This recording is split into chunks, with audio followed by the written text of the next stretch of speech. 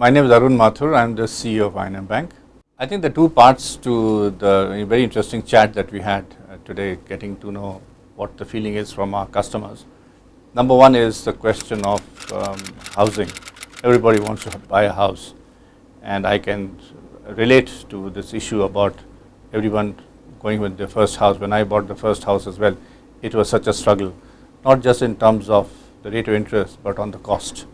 Where do you get a reasonably priced house which you can afford?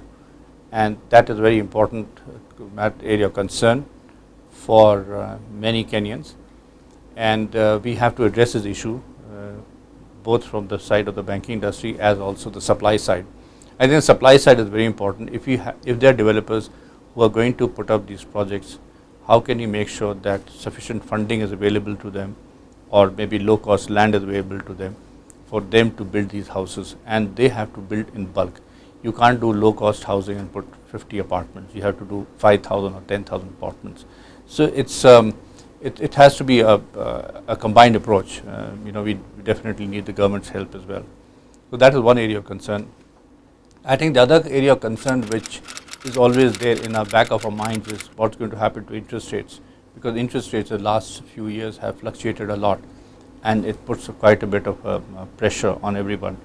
And I think what is most important, that we would like to see stability on the interest rate front, because properly priced interest rates will also make sure that the exchange rate is also stable, and that's what most of our customers want: stable interest rate, stable exchange rate, so that we can grow smoothly for the next 5-10 years. And I do hope the Cabinet Secretary for the National Treasury will address the issue of fiscal policy in the next budget, which is due very soon. And both monetary policy and fiscal policy have to go in tandem to make sure we have an era of stable interest rates and stable exchange rates. I would love to see that era, definitely. And I think if we work together with our customers, I think the future is very bright for all of us.